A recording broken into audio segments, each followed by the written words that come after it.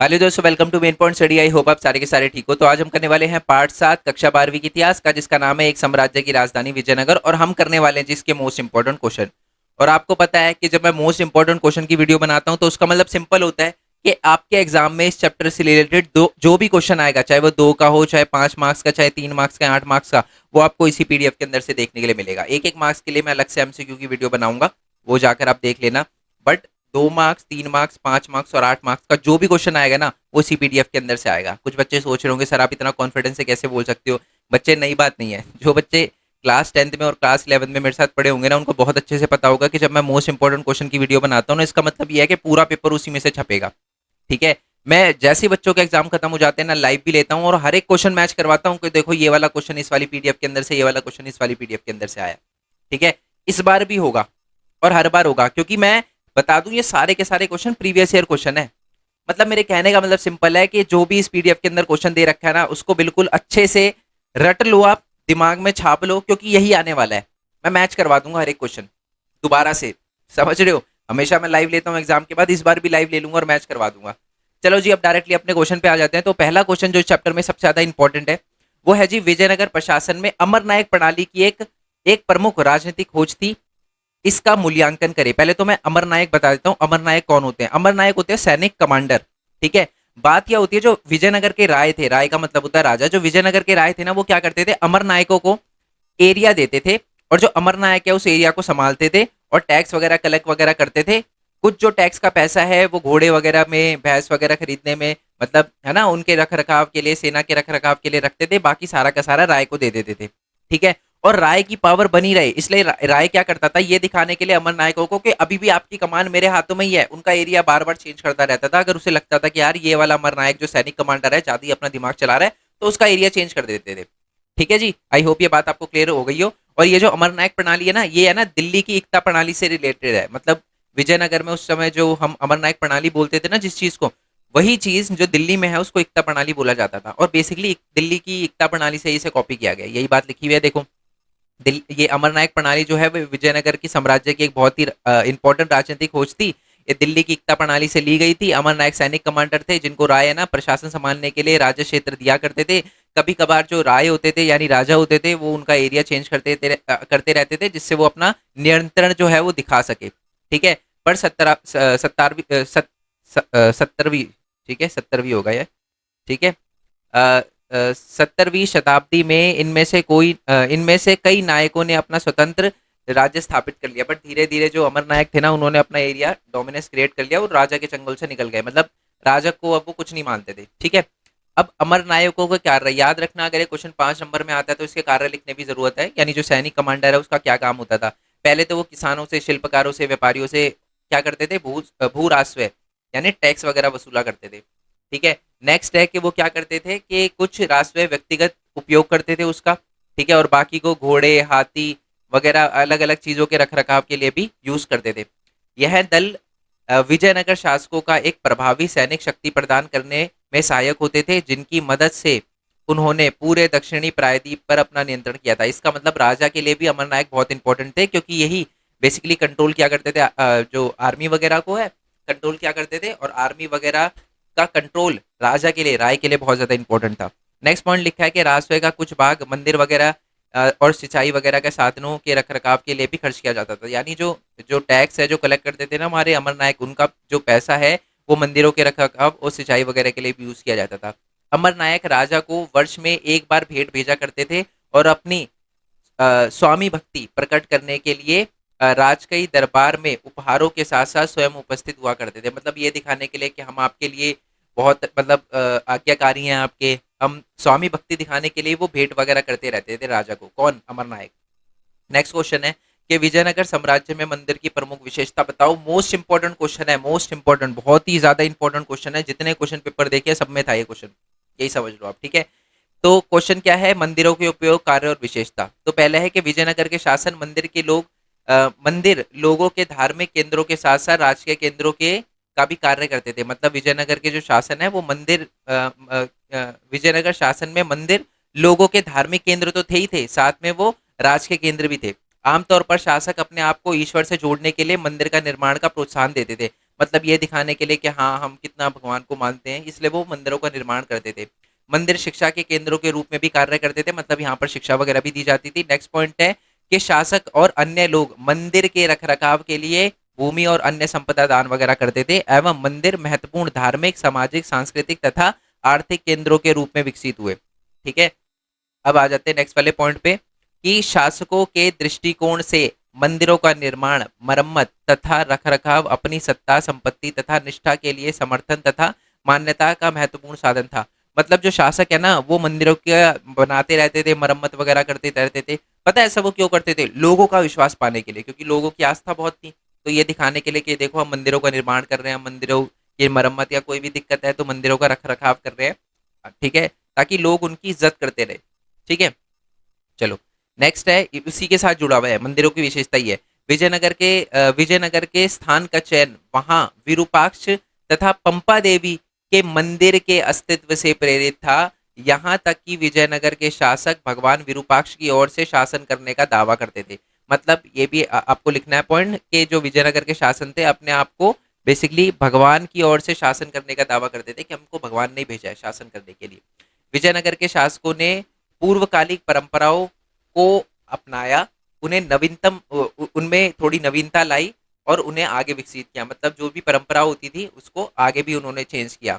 शासक द्वारा राजकीय प्रतिकृति मूर्तियां मंदिर में प्रकाशित की जाने लगी और राजा की मंदिर की यात्रा को महत्वपूर्ण राजकीय अवसर माना जाने लगा, जिन पर साम्राज्य के महत्वपूर्ण नायक भी उनके साथ जाते थे। यानी अमर नायक की बात हो रही है। यानी बेसिकली जब मंदिर में जाया करते थे ना शासक, तो बहुत इंपॉर्टेंट डे माना जाता था और अमर नायक भी उनके साथ जाया करते थे। ठीक है, ये तो है सारे के सारे पॉइंट। अब कुछ और भी पॉइंट है। ठीक है, सपोर्ट मटेरियल का के अंदर भी देखो, मैं आपको बता दूं सपोर्ट मटेरियल के अंदर भी ज्यादातर पीवाई क्यूज है। ठीक है, जब मैंने सारे के सारे क्वेश्चन पेपर चेक किए तो मैंने देखा मोस्टली सपोर्ट मटेरियल से थे। ठीक है, चलो अब इसमें कुछ और भी विशेषता वगैरह लिखी हुई है, जैसे हमारे 50 के नोट पे जो है, आरबीआई के 50 के नोट पे भी जो है वो हम्पी का रथ वगैरह बना हुआ है, और जो विट्ठल का मंदिर है उसको हेरिटेज लिस्ट में भी शामिल किया गया है ना, ये सारे के सारे। अच्छा, एक क्वेश्चन मैं और बता दूं जो सबसे ज्यादा इंपॉर्टेंट है, वो है जी गोपुरम के बारे में। वो इसके अंदर नहीं है, 3 मार्क्स का क्वेश्चन है, वो मैं भूल गया, बट मैं आपको करवाना नहीं भूलूंगा, क्योंकि आपको पता ही है मैं बिल्कुल भी टाइम पास नहीं करवाना चाहता। ठीक है, जो इंपॉर्टेंट है वो तो मैं करवाऊंगा ही करवाऊंगा, चाहे अलग से करवाना पड़े मेरे को। तो क्वेश्चन ये है कि गोपुरम होते क्या है, मैं आपको बता दूं। आपने ना साउथ इंडिया में मंदिर देखे होंगे, उनका ना जो गेट होता है बहुत ही बड़ा होता है, ऊपर की तरफ फैला हुआ होता है ऐसे करके, तो उसे ही हम गोपुरम कहते हैं। ठीक है, इनका सबसे अच्छा उदाहरण है राय गोपुरम अथवा राज के प्रवेश द्वार। जो गोपुरम होता था उसको राज के प्रवेश द्वार कहते थे। इनमें विशाल स्तर पर बनाई गई रचनाएं गोपुरम को दर्शाते थे। जो राज के प्रवेश द्वार थे, जो अक्सर केंद्र देवालयों की मीनार को बोना प्रतीत कराते थे, और जो लंबी दूरी से भी मंदिर होने का संकेत देते थे। मतलब सिंपल है, आपको गोपुरम की विशेषता पूछी जाएगी, 3 विशेषता है। पहले बहुत बड़े हुआ करते थे, दूर से भी देखे जा सकते थे, इसीलिए इनको बड़ा बनाया जाता था। और ये जो केंद्र देवालय है ना, उसकी मीनारों को बहुत ही बोना प्रतीत करवाते थे। हो गई 3 विशेषता। चलो जी नेक्स्ट वाले क्वेश्चन पे आ जाते हैं। ओके, विजयनगर की भौगोलिक स्थिति बताओ। ठीक है, तथा जल संपदा के बारे में बताओ, तथा किलेबंदी के बारे में बताओ। और किलेबंदी के बारे में मैं एक और बात बता दूं, घुमा के ये भी क्वेश्चन आ सकता है कि 15वीं शताब्दी में ना एक फारस का एक राजा था जिसका नाम था फारस के राजा ने अपने एक बंदे को भेजा था जिसका नाम था अब्दुल रज्जाक। राजदूत था वो, ऑब्वियस सी बात है, राजा भेज रहा है तो राजदूत ही होगा। उसने भी है ना विजयनगर की किलेबंदी के बारे में बहुत सारी चीजें बताई थी, और वही आपको इसमें लिखनी है। ठीक है जी, एक्चुअल में 3 3 टॉपिक है इसके अंदर। कौन कौन से? सबसे पहले भौगोलिक स्थिति बतानी है विजयनगर की, फिर जल संपदा, फिर किलेबंदी के बारे में। चलो पहले भौगोलिक स्थिति देख लेते हैं कि विजयनगर था कहाँ पर। तो मैं आपको बता दूं, जो विजयनगर था ना वो कृष्णा नदी और तुंगाभद्री रिवर के बीच में जो द्वाब बना था। द्वाब का मतलब होता है जहाँ दो तरफ से पानी होता है। तो ये मान लो कृष्णा रिवर है, ये तुंगाभद्रा रिवर है, वैसे तुंगाभद्रा रिवर ऊपर आती है। तो इसके बीच में जो हमारा एरिया पड़ता था उसे विजयनगर कहते थे। अब तुंगाभद्रा रिवर होने के कारण यहाँ पर बहुत सारे प्राकृतिक कुंड भी थे। ठीक है, मतलब पौंड वगैरह भी थे, पौंड वगैरह समझते हो, तालाब वगैरह कह सकते हो जिससे आप।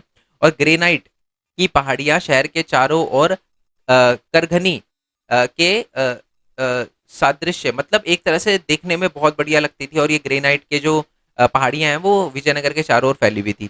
पहाड़ियों से कई जलधाराएं आकर नदी में बदलती थी, या नदी में मिलती थी, मतलब कौन सी? तुंगाभद्रा रिवर और हमारी कृष्णा रिवर में मिलती थी। ठीक है जी, चलो। और अब आते हैं जल संपदा के ऊपर। विजयनगर की भौगोलिक स्थिति के विषय में सबसे चौंकाने वाला तथ्य, तुंगाभद्रा नदी पर यहाँ निर्मित एक प्राकृतिक कुंड है। यह नदी उत्तर पूर्वी दिशा में बहती है। मतलब जल के बारे में बताना है, जल को कैसे संरक्षित किया जाता था, क्या क्या उपयोग किया जाता था, ये सारे के सारे जल संपदा का टॉपिक है। ठीक है, तो हमें क्या समझ आया कि विजयनगर की भौगोलिक स्थिति ऐसी थी कि बहुत ही चौंकाने वाली थी, क्योंकि तुंगाभद्रा रिवर पे आपको पता है बहुत ही सारे कुंड बने हुए थे और एक तो बहुत बड़ा कुंड था। ठीक है, और जो ये नदी थी हमारी तुंगाभद्रा रिवर, ये उत्तर से पूर्व दिशा में बहती थी। ठीक है, उत्तर से पूर्व दिशा में। आपको ना एग्जाम में क्वेश्चन भी आ सकता है 1 मार्क्स में कि जो हमारी ये विजयनगर की नदी है तुंगाभद्रा रिवर, वो कहाँ से कहाँ पर बहती थी, उत्तर से पूर्व दिशा में बहती थी। ठीक है, आसपास के जो भूदृश्य थे वो समणीय ग्रेनाइट की पहाड़ियों से परिपूर्ण थे। इन पहाड़ियों से कई जल धाराएं आकर नदी में मिलती थी। ये भी नदी का ही पॉइंट हो गया, जल का ही पॉइंट हो गया, तो ये भी वैसे हमने ऊपर ये वाला पॉइंट देख ही लिया है। नेक्स्ट है कि लगभग सभी धाराएं साथ साथ बांध बनाकर सभी धाराओं के साथ साथ बांध बनाकर अलग अलग आकारों के हौज बनाए जाते थे। हौज का मतलब भी एक तरह से तालाब पॉन्ड जैसा होता है, वो बनाए जाते थे। ये मैनमेड होते थे, मैनमेड हौज हुआ करते थे। मतलब जो इंसान बनाते थे वो मैनमेड हुआ करते थे, इसको हौज कहा जाता था। जो पहले से ही बने होते थे, जिनको नेचर ही बना कर देते, जैसे कभी कभार कोई गड्ढा खुद बन जाता है तो वो क्या है, उसको हम कुंड कहेंगे। जो इंसान बनाते हैं उसको हौज कहेंगे। ठीक है जी, क्लियर हो गया। चलो जी, अब आते हैं जी नेक्स्ट वाले पॉइंट पे कि बांध वगैरह बनाए जाते हैं, हमने देख लिया। नेक्स्ट वाले पॉइंट पे आते हैं, ये सबसे इंपॉर्टेंट है। सबसे महत्वपूर्ण हौज में से एक का निर्माण 15वीं शताब्दी के आरंभिक वर्षों में हुआ था, जिसे आज हम फलमपुरम जलाशय कहा जाता है। 1 मार्क्स में क्वेश्चन आ सकता है कि फलम, या ये कलम है वैसे शायद, कलमपुरम जलाशय कब बनाया गया था? 15वीं शताब्दी में बनाया गया था। इस हौज के पानी का उपयोग जो है वो खेतों में किया जाता था, बल्कि इससे एक नहर के माध्यम से राज्य के केंद्र तक भी लाया जाता था। मतलब खेतों में भी बेचा जाता था और राज्य के केंद्रों में भी लाया जाता था। ठीक है, और सबसे महत्वपूर्ण जल संबंधी संरचना में से एक हरिया नहर का आज भी भग्यानावेश के बीच देखा, मतलब आज भी हमें ना जो हरिया नहर थी उसकी संरचना जो है वो हम आज भी देख सकते हैं। इसका निर्माण अ, संगम वश के राजा द्वारा कराया गया था। आपसे ये भी पूछा जा सकता है कि हरिया नहर पे जो हरिया नहर थी उसका जो निर्माण है वो किसने करवाया था? संगम वंश के लोगों ने करवाया था। ठीक है, और आज भी इस नहर को हम देख सकते हैं कि हाँ जी रास्ता बनाया हुआ है।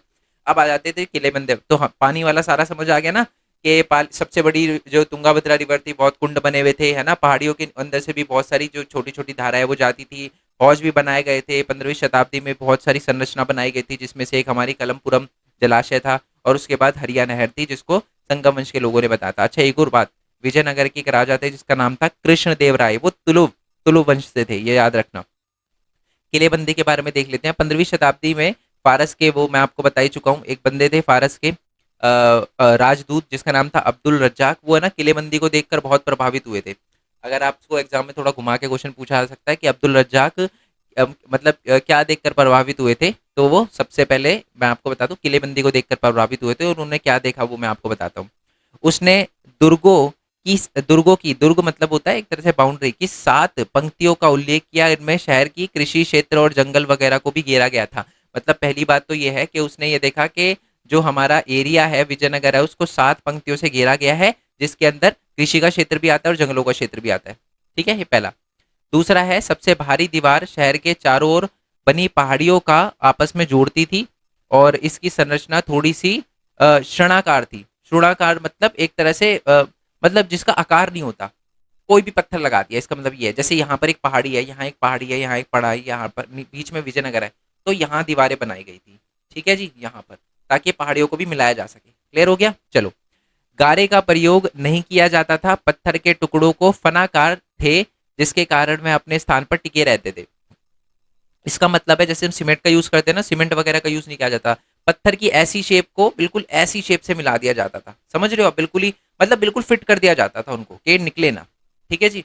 नेक्स्ट है कि किलेबंदी की सबसे महत्वपूर्ण बात यह थी कि इसमें खेतों का भी घेरा गया था। रज्जाक लिखता है कि पहली और दूसरी और तीसरी दीवार के बीच बगीचे वगैरह, खेत वगैरह और तथा आवास भी थे, यानी लोग भी रहते थे, जिसे तुंगाभद्रा रिवर के पानी से सींचा जाता था। मतलब ये जो बाग वगैरह बगीचे वगैरह थे वहां पर तुंगाभद्रा रिवर थी। ठीक है जी। और ये भी लिखा हुआ है कि कृषि क्षेत्र में जो किलेबंदी भूभाग को क्यों समाहित किया गया था, ताकि अगर मान लो कोई हमला कर दे बाहर से तो हम अपना बचाव कर सके और हमारे पास खाना खत्म ना हो। तो इसकी वजह से किले, जो कृषि वाला क्षेत्र है, उसको भी अंदर रखा जाता था। ठीक है जी, आई होप ये बात आपको क्लियर हो गई। बाकी आप रीड कर लेना, और इसकी पीडीएफ जो है वो आपको टेलीग्राम चैनल पे मिल जाएगी। टेलीग्राम का नाम ये है main point study class 12th arts, और इसको आप डाउनलोड करके आगे के लिए सेव कर लेना, क्योंकि कर लेना, मैं आपको अभी ही बता रहा हूँ ये, ठीक है, क्योंकि बस समझ जाओ यार, सेव कर लेना इसको आप आगे के लिए भी, ठीक है। नेक्स्ट वाले क्वेश्चन पे आते हैं, कृष्णदेव राय के शासन की चरित्र विशेषता बताओ। ये आपसे पूछा जा सकता है कि कृष्णदेव राय के बारे में बताओ। तो कृष्णदेव राय ने अपने काल में तुंगाभद्रा और कृष्णा नदी के बीच में एक क्षेत्र जिसका नाम था रायचूर द्वीप को हासिल किया था 1512 के अंदर। तो कृष्णदेव राय ने रायचूर द्वीप, अभी अभी हमने ऊपर पढ़ा था ना, दो रिवर के बीच में रायचूर द्वीप था, उस पर कब्जा किया था हमारे कृष्णदेव राय ने 1512 के अंदर। उड़ीसा के शासक का दमन भी उन्होंने किया था 1514 के अंदर, तथा बीजापुर के सुल्तान को बुरी तरीके से पराजित किया था 1520 के अंदर। मतलब बातचीत थी हमारे कृष्णदेव राय की। हालांकि राज्य हमेशा सामरिक समरूप से तैयार रहता था, लेकिन फिर भी यह अतुल्य शांति और समृद्धि की स्थिति में फला फूला। मेरे कहने का मतलब यह है, इस पॉइंट का मतलब यह है कि है ना, ऑब्वियस सी बात है, कभी भी हमला हो सकता था, तो डर तो रहता था, बट यहाँ पर इस इलाके में डर जो था वो सिर्फ यहाँ की सेना वगैरह संभाल लेती थी, जो लोग थे वो बहुत ही शांति और समृद्धि से रहते थे। कुछ बेहतरीन मंदिरों का निर्माण भी किया था हमारे कृष्णदेव राय ने, ठीक है जी, वो बहुत, जिसमें बड़े बड़े गोपुरम भी थे।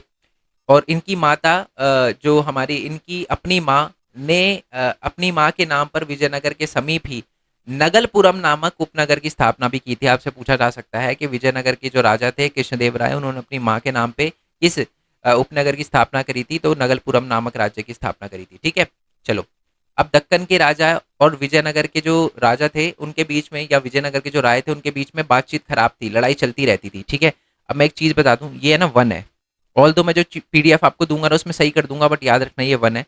तो विजयनगर के राजा और दक्कन के सुल्तानों के बीच में जो है वो लड़ाई वगैरह चलती रहती थी, क्योंकि आपको पता है 1520 में हमारे कृष्णदेव, अच्छा, दक्कन के, दिल्ली कह रहा हूँ मैं, दक्कन के सल्तनत थे उन्हें, यानी दक्कन यानी नीचे वाला एरिया, यानी कृष्णदेव राय के अलावा दक्षिण के अंदर जो भी राजा थे ना, उनसे बातचीत हमेशा हमारे कृष्णदेव राय की खराब ही रहती थी। यहाँ हमारे जो विजयनगर के राजा उनकी खराबी रहती थी। क्यों? सबसे पहले तो आपको पता है हमारे कृष्णदेव राय ने 1520 में विजयनगर के राजा को बुरी तरह हराया था, तो बातचीत खराब हो गई।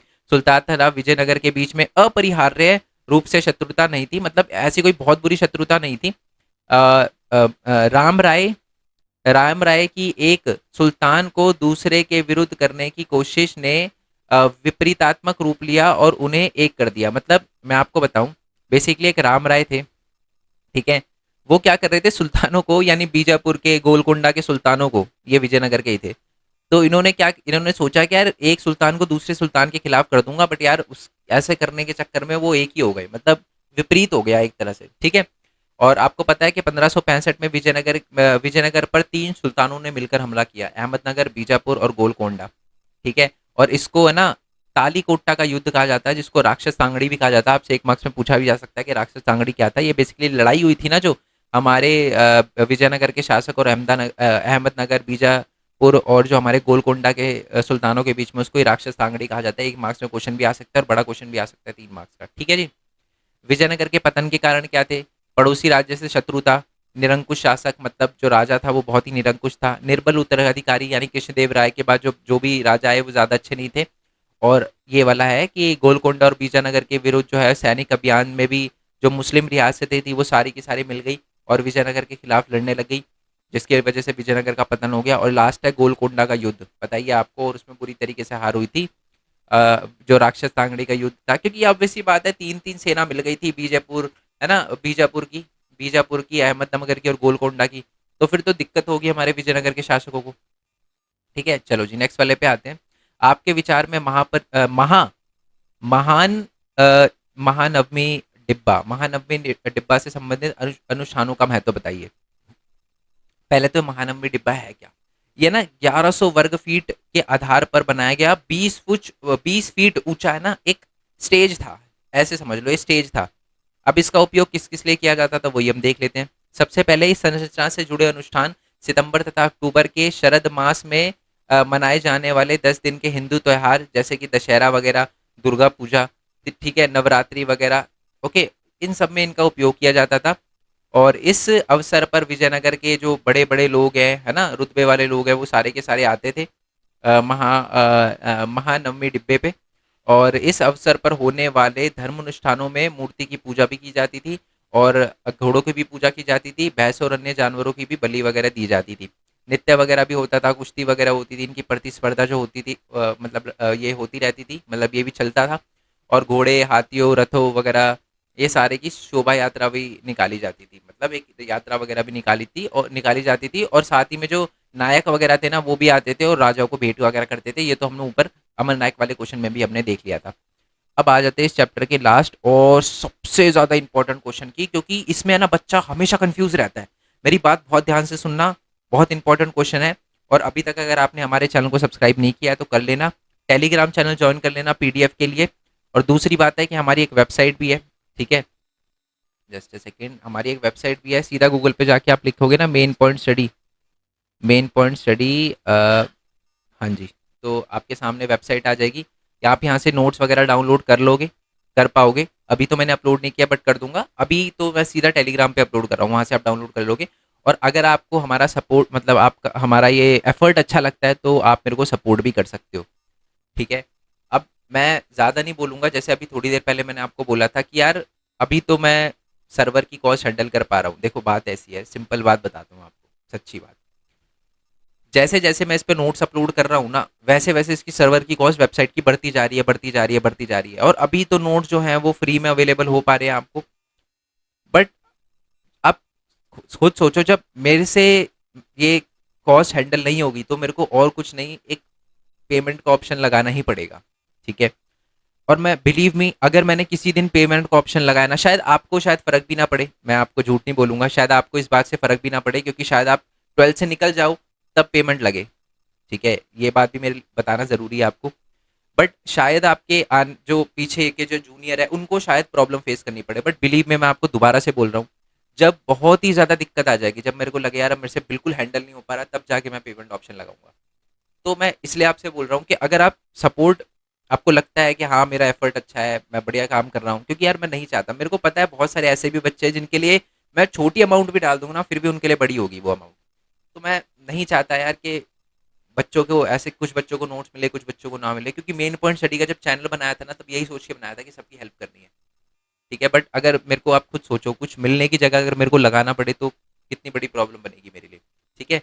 तो आप अगर सपोर्ट करना चाहो तो यहाँ से सपोर्ट कर सकते हो। और देखो, सपोर्ट कितना बड़ा है कितना छोटा है वो मैटर नहीं करता, ठीक है। कुछ बच्चे कहते हैं कि सर हम सिर्फ इतना ही सपोर्ट कर सकते हैं, है ना। मेरे को याद है एक बच्चे ने मेरे को कुछ अमाउंट पे किया था, सेंड किया था, और कहता है सर मेरे पास इतना ही है, मैं इतना ही कर सकता हूँ। अरे ये बोलने की क्या जरूरत है, बच्चे आपने जितना करा है ना बहुत है, बहुत है, ठीक है। ये मत, आपका कॉन्ट्रीब्यूशन ही बहुत है, ठीक है। कितना छोटा अमाउंट है कितना बड़ा अमाउंट है वो मैटर नहीं करता, बट आप छोटा सा अमाउंट कंट्रीब्यूट करते हो, मेरे को लगता है यार बच्चे खड़े हैं मेरे साथ, समझ रहे हो। तो आप सपोर्ट करना चाहो तो कर सकते हो।